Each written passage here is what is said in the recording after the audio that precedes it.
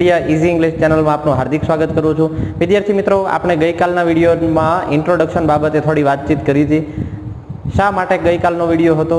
તો આજે મારે જે પ્રકાર ભણાવવાનો છે એટલે કે ડાયરેક્ટ ઇનડાયરેક્ટના જે ટોપિક ઉપર આજે ચર્ચા કરવાની છે એની ગઈકાલે થોડી મેં સૂચના આપી દીધી હતી કે તમારે કાળસૂચક શબ્દો છે એ કમ્પ્લીટ કરી નાખવાના છે, તમારે કાળમાં થતા ફેરફાર છે એ કમ્પ્લીટ કરી નાખવાના છે અને તમારે એક વસ્તુ યાદ રાખવાની છે કે આપણે ડાયરેક્ટ ઇનડાયરેક્ટ ભણીએ છીએ તો ડાયરેક્ટ ઇનડાયરેક્ટ એટલે શું? તો આ બધી જ ચર્ચાઓ કરી લીધી છે એટલે હવે આપણે વિશેષ ચર્ચા નહીં કરીએ।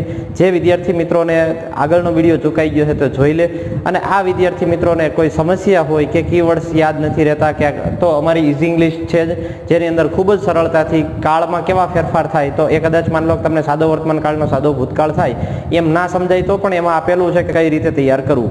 તો વધારે સમય હું તમારો નહીં બગાડું અને આપણે ભણવાનું શરૂ કરીએ। પરંતુ જે વિદ્યાર્થી મિત્રો પાસે ઇઝી ઇંગ્લિશ નથી ને પાછો પ્રશ્ન થાય કે સર આ બુક કેવી રીતે મેળવવી, તો અમારો આપેલો નંબર છે એના પર સંપર્ક કરો।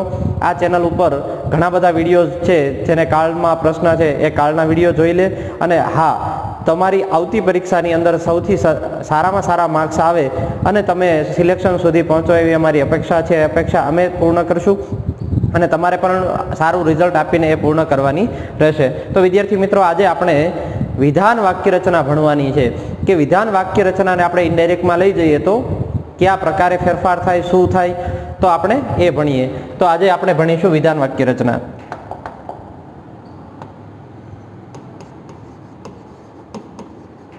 હું તમને ગુજરાતી એટલા માટે વધારે ભણાવું છું કે જેથી કરીને તમને પાયો સમજવાનો છે ને એ સમજાય, અને પાયો સમજાઈ જશે એટલે બાકી ઇઝી ઇંગ્લિશમાં મેં એટલું સરસ આપ્યું છે। આ ઉપરાંત પૂછાયેલા પ્રશ્નોની સમજૂતી સાથેની અમારી એક સરસ બુક છે માસ્ટરી ઇંગ્લિશ MCQs, માર્કેટમાં દરેક સ્ટેશનરી ઉપર અવેલેબલ છે, અને તમને છતાંય કાંઈ પ્રશ્ન થાય તો આપેલા નંબર પર એનો પણ તમે અમને ઓર્ડર આપી શકો છો। પણ ખાસ યાદ રાખજો કે તમારે કચાશ રહેવી જોઈએ નહીં, એટલે ગુજરાતીમાં અમે વધારે એટલા માટે કહીએ છીએ। વિધાન વાક્ય રચનામાં આપણે જોવાનું છે કે સંયોજક શું હોય। તો વિધાન વાક્ય રચનાનો સંયોજક હોય એ છે ધેટ। શું હોય સંયોજક? ધેટ। પછી સેડ ટુ, એટલે કે આરવી માટે થઈ કેવા કેવા શબ્દો વપરાય, તો સેડ ટુ ને આપણે થોડી વાર સાઈડમાં મૂકી દઈએ છીએ, આરવી જ લખીએ છીએ। જો સેડ આપેલું હોય તો તમારે કોઈ પણ પ્રકારનો ફેરફાર કરવાનો નથી, એટલે કે સેડનું શું રાખવાનું છે? સેડ જ રાખવાનું છે। ત્યારબાદ અહીંયા આરવી તરીકે સેડ ટુ આપેલું હોય તો તમારે એનું કરવાનું છે ટોલ્ડ। આ બે વસ્તુ યાદ રહી જાય એટલે તમારું કામ છે એ કમ્પ્લીટ થઈ જાય। શું કામ? જો અહીંયા સેઇઝ, વિલ સે એવું હોય તો કાળના પેલામાં ફેરફાર થતો નથી, પણ સેઇઝ આપેલું હોય તો તમારે સેઇઝનું સેઇઝ જ રાખવાનું છે, એટલે એમાં ફેરફાર થતો નથી। ફેરફાર થતો હોય એવું એક જ છે સેઇડ ટુનું ટોલ્ડ કરવાનું, બાકી સેઇડનું સેઇડ રહે, વિલસેનું વિલસે, બીજામાં કોઈ પણ પ્રકારનો ફેરફાર થશે નહીં, આટલું યાદ રાખજો। બીજું તો કે આરવીમાં થતા ફેરફાર અને સંયોજક, આ બે વસ્તુ યાદ રહે એટલે એક્ટિવ પેસિવમાં જેમ આપણે સરળતાથી શીખવા મળ્યું એ જ રીતે ડાયરેક્ટ ઇનડાયરેક્ટમાં પણ સરળતાથી શીખવા મળશે।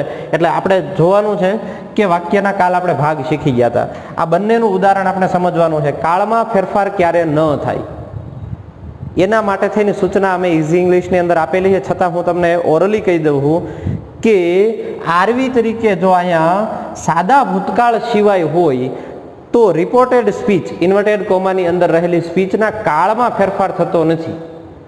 બીજું કે જો અહીંયા સેઇડ કે સેઇડ ટુ રહેલું હોય એટલે કે સાદા ભૂતકાળનું જ આરવી હોય છતાં પણ ઇન્વર્ટેડ કોમાની અંદર એટલે કે અવતરણ ચિહ્નની અંદર રહેલું વાક્ય છે એ સનાતન સત્ય રજૂ કરતું હોય તો પણ કોઈ પણ પ્રકારનો ફેરફાર કરવાનો નથી, માત્ર ધેટ સંયોજક વડે જોડીને લખવાનું છે। પણ આ વાતોથી તો સમજાય નહીં, એટલે આપણે સરસ મજાનું એક વાક્ય સમજી લઈએ કે સર સેડ ટુ રોહન। શું કીધું એ જોઈ લઈએ। ઇંગ્લિશ ઇઝ, એના કરતા કાળવાળું વાક્ય લઈએ એટલે સમજીએ। આઈ ટીચીસ, સોરી આઈ સાથે ટીચ,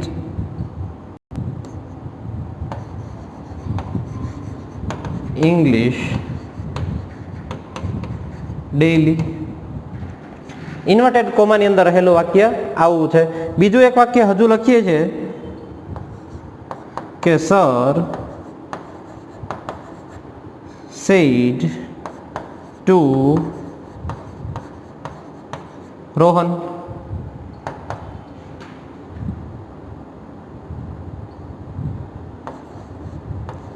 રાજ teaches English. આ બે વાક્યને તમારે સમજવાના છે એટલે તમને થોડીક સમજૂતીમાં વધારે ખ્યાલ આવશે. હવે આમાં કરતા કોણ છે એ ના બોલનાર અને સાંભળનાર પ્રમાણે આપણે ફેરફાર કરવાના છે. તો અહીં સરનું તો સર જ રહેશે. સેડ ટુ નું શું મૂકવાનું છે? ટોલ્ડ. કોને કીધું? રોહન. હવે આપણે કાલના નિયમોમાં જોયું હતું કે કોમા નીકળી જાય એટલે વાક્ય છે યોગ્ય સંયોજક વડે જોડાય. એ સંયોજક આપણે વિધાન વાક્ય રચના વચ્ચે વાપરવાનો છે ધેટ. તો સર સેડ ટુ નું ટોલ્ડ રોહન ધેટ. બીજો નિયમ આપણે ગઈકાલે ભણ્યા હતા એ હતો કે બોલનાર અને સાંભળનાર પ્રમાણે ફેરફાર થાય. સર એના માટે આઈ વાપરે છે. હવે વાક્ય રચના છે એ ઇનડાયરેક્ટ થઈ, એનો મતલબ હવે એના માટે ત્રીજો પુરુષ વાપરવાનો થાય. સર એના માટે આઈ કે આપણા માટે શું થશે? તો કે હી. આ ટીચ છે એ કયો કાળ બતાવે છે? તો કે સાદો વર્તમાન કાળ. સાદા વર્તમાન કાળનું ઇનડાયરેક્ટમાં જાય તો શું થાય? સાદો ભૂતકાળ. તો ટીચનું V2 શું થશે? તો કે ટોટ. He taught English daily. બીજું છે Rohan said, sorry, sir said to Rohan. તો સર said to માટે પાછું told રોહન. આમાં કોઈ પણ પ્રકારનો ફેરફાર થશે નહીં. સંયોજક તરીકે આપણે શું મૂક્યું? ધેટ. હવે રાજ, જો એ નામ હોય તો નામમાં કોઈ પણ પ્રકારનો ફેરફાર નહીં કરીએ. ધેટ રાજ. હવે ટીચીસ, અહીંયા ભલે ને ટીચીસ છે અહીં મૂળ રૂપ હતું, અહીં એસીએસ વાળું, પણ કાળ તો ખબર જ છે કે એસીએસ વાળું રૂપ શેમાં આવે? તો કે સાદા વર્તમાન કાળમાં. તો સાદો વર્તમાન કાળ છે તો રાજ માટે પણ શું થશે? ટોટ ઇંગ્લિશ. આમાં તમારે વ્યવસ્થિત રીતે ધ્યાન રાખવું પડશે તો અને માત્ર તો જ તમે એ સમજી શકશો, ભણી શકશો. હજુ આપણે આગળ જોઈએ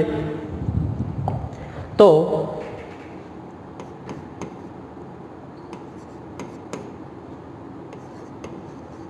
our sir said. Our sir said this is my bike. તો હવે અહીં સેડ છે તો આપણે બીજું કાંઈ કરવાનું નથી. અવર સર સેડનું સેડ જ રાખવાનો. સંયોજક તરીકે આપણે બધી જ વાક્ય, આ વાક્ય રચનામાં બધી જગ્યાએ શું વાપરવાનું? ધેટ. હવે ધીસનું શું થશે? તો આપણે કાલે શીખ્યા હતા કે ધીસનું પણ શું થાય? ધેટ. તો ધેટ કાળ કયો છે? વર્તમાન કાળ. તો એનો ભૂતકાળ કરીએ. ધેટ ઇઝનું શું ભૂતકાળ થશે? Was. My bike, A sir બોલે છે તો આપણા માટે શું થશે? His bike. સંયોજક આવી ગયો એટલે ઇન્વર્ટેડ કોમા છે એ નીકળી ગયા. આટલું ખાસ યાદ રાખજો, બોલનાર અને સાંભળનાર પ્રમાણેના ફેરફાર તમારે સમજવા પડશે. એ સમજશો એટલે આનાથી સરળ બીજું કશું જ નથી. જુઓ, અવર સર સેડ, તો અહીંયા આપણે સેડ હોય તો સેડનું સેડ રાખવાનું હતું. સેડનું સેડ છે. આ અવર સરનું તો કંઈ ફેરફાર કરવાનો નથી. આમાં સાંભળનાર કોઈ છે નહીં. હવે આપણે ઇન્વર્ટેડ કોમાની અંદર રહેલા વાક્યના કાળમાં ફેરફાર કરવાનો હતો તો ઇઝનું શું કર્યું? વોઝ. ધીસનું ધેટ થાય કાલે આપણે શીખાતા. હવે સર એના માટે માય બાઇક કે આપણા માટે શું થશે? તેની બાઇક એટલે અંગ્રેજીમાં શું થાય? His bike. આમ યાદ રાખો ને તો પણ રહે. એના પછીનું વાક્ય લઈએ.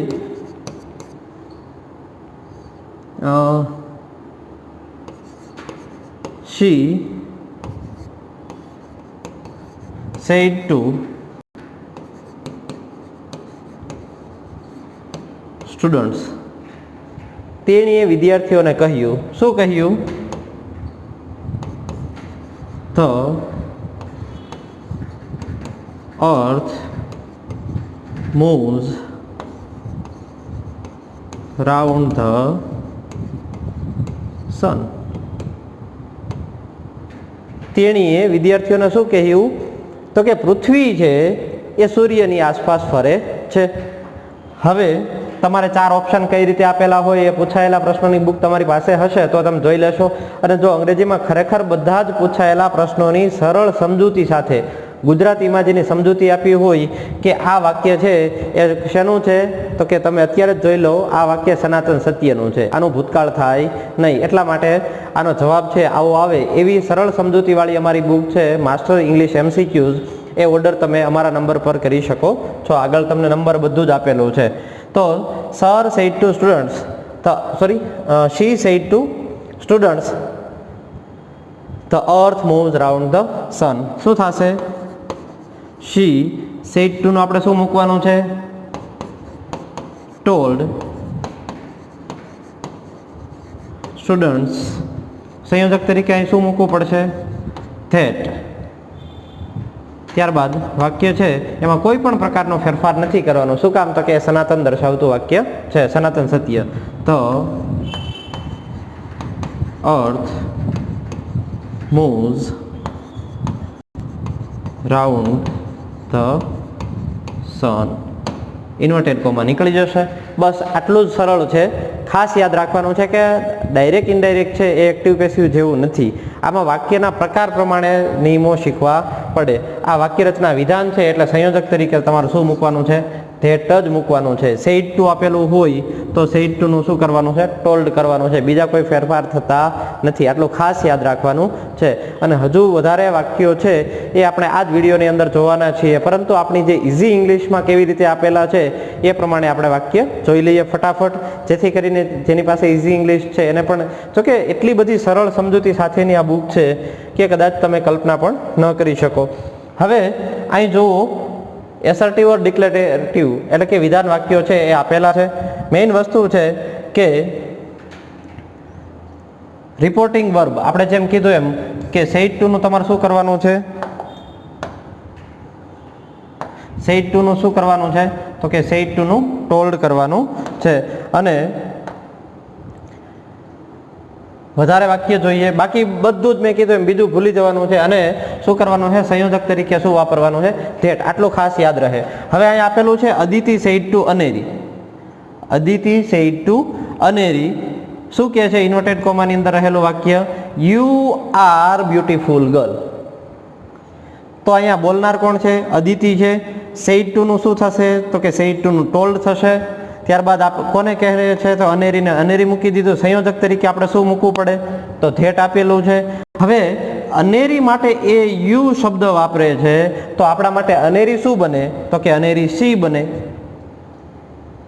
નામ હોય તો નામ મૂકવાનું છે, પરંતુ અંદર શું રહેલું છે? સર્વનામ. તો અહીં સર્વનામ મૂક્યું.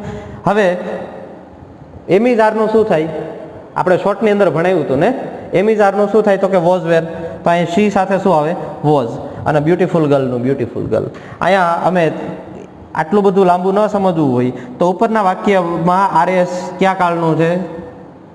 વર્તમાન કાળનું છે. અને ટુ બીનું રૂપ હોવાથી એનું ટુ બીનું રૂપ, એટલે કે અહીંયા વર્તમાન કાળનું ટુ બીનું રૂપ આપેલું છે તો અહીં ભૂતકાળનું ટુ બીનું રૂપ તમારે કર્તાને અનુરૂપ મૂકવું પડે. આપી જ દીધું છે.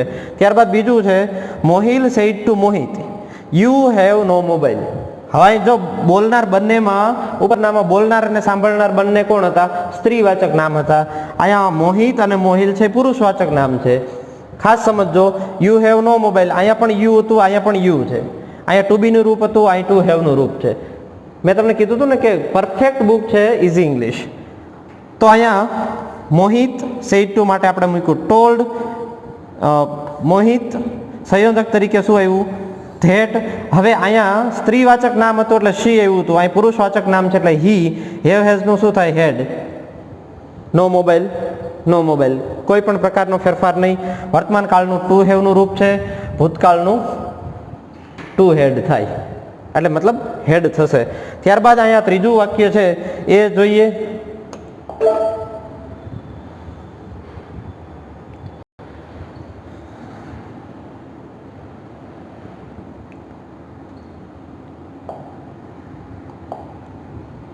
હવે આવ્યું પૂર્વિશા સેઇડ. તો સેઇડ નું શું રહેવું જોઈએ? સેઇડ છે, જોઈ લો. સંયોજક તરીકે શું મૂકી દીધું? ધેટ. હવે વાક્ય શું છે? Health is wealth. તો એ સનાતન દર્શાવતું, સત્ય દર્શાવતું વાક્ય છે. તો એમાં કોઈ પણ પ્રકારનો ફેરફાર થાય નહીં, માત્ર ઇન્વર્ટેડ કોમા કાઢી સંયોજક ઉમેરી અને શું કરી દેવાનું છે? એમને મૂકી દેવાનું છે. ત્યારબાદ ચોથું છે Hirva said to Arth I want to buy chocolates. તો હિરવા સેઇડ ટુ અર્થ, હિરવા પોતાના માટે આઈ કહે તો આપણા માટે હિરવા શું થશે? શી. આટલું ખાસ યાદ રાખવાનું છે.